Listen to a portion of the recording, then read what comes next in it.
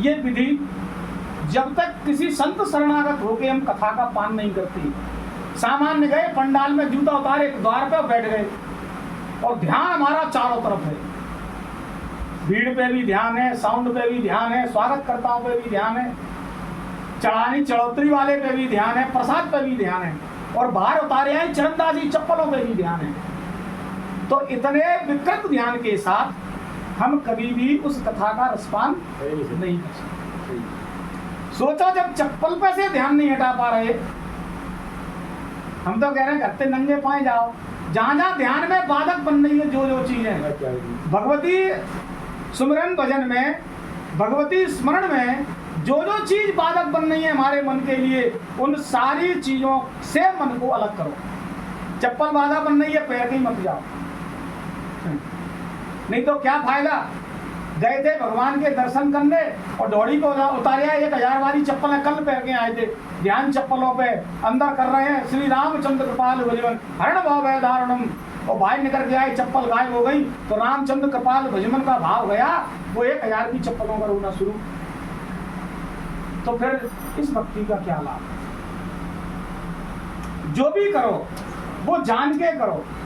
कहते हैं गुरु बनाओ जान के, बिल्कुल गलत कहते हैं।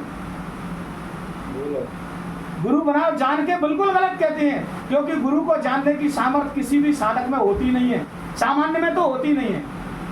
तो कैसे जानोगे उसको कि जान के करें। तो गुरु मत बनाओ जान के, तो गुरु बनाओ ही मत। कहो कैसा पागल आदमी मना कर रहा है गुरु बनाओ मत। मैं इसलिए मना कर रहा हूं कि आप में गुरु बनाने की सामर्थ्य नहीं है। कैसे बनाओगे गुरु बताओ, आप क्या देख के गुरु बनाओगे।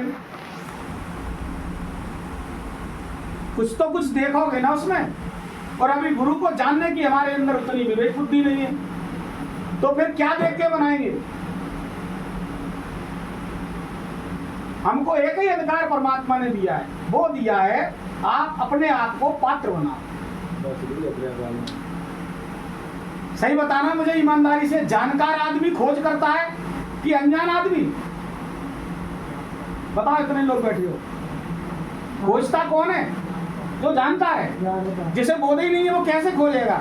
तो हमें तो गुरु तत्व का बोध ही नहीं है, तो हम गए बोले गुरु बनाया है, तो जैसा तुम बनाओगे, अब तुम्हारे हाथ का बना हुआ गुरु है, तुम कलाकार हो। गुरु तो पत्थर की प्रतिमा है। जैसे तुम पेंटर हो तो ये की गई पेंटिंग है, अब तुम्हें जैसा बनाना है बना लो। बनने के लिए धनुष बाण अच्छा नहीं लग रहा, जहाँ मैं 2 लंबे लंबे तीर और बनाओ, बना लिए तुमने। मूर्ति बनाने वाला अपने मनानुसार कुछ भी बना देता है। इसी प्रकार से जब हम गुरु को बनाएंगे तो भैया गुरु भी हमारे जैसा होगा। जैसे अपनी स्वाद के अनुसार हमको भोजन पसंद है, जैसे अपनी इच्छा के अनुसार हमको वस्त्र पसंद है, जैसे अपनी इच्छा के अनुसार हमको व्यवहार पसंद है, अगर हम बनाएंगे तो गुरु भी हमको अपनी इच्छा के अनुसार ही पसंद आएगा। पहचान तो नहीं हुई ना। बता मेरी कोई बात गलत हो इसमें। अब थोड़ा सा इस पर विचार करो।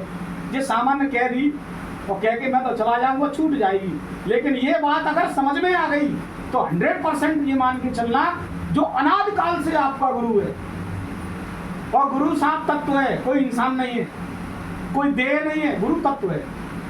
गुरु वो परम तत्व है जो अविनाशी है, विनाशकारी नहीं है। बकाया देहधारी जितने भी आप देख रहे हो, देह तो चली जाती है लेकिन तत्व कभी नहीं जाता। तो गुरु आपका अनादि काल से है। कई बार मैंने ऐसा भी देखा है लोगों के जीवन में कि उनने गुरु पहले बना लिए, लेकिन अंतरंग कोई परिवर्तन उनके अंदर महसूस उन्हें खुद नहीं हुआ। दूसरे की तो बात अलग है, भाई हमने दवाई भी तो रोग कहीं ना कहीं कम होना चाहिए, तो उनको अपने अंतरंग कोई चीज महसूस नहीं हुई। और जब कोई ऐसा व्यक्ति जो अनादि काल से, वो क्योंकि गुरु तो तत्व है, वो किसी रूप में उसके सामने प्रकट हो गया,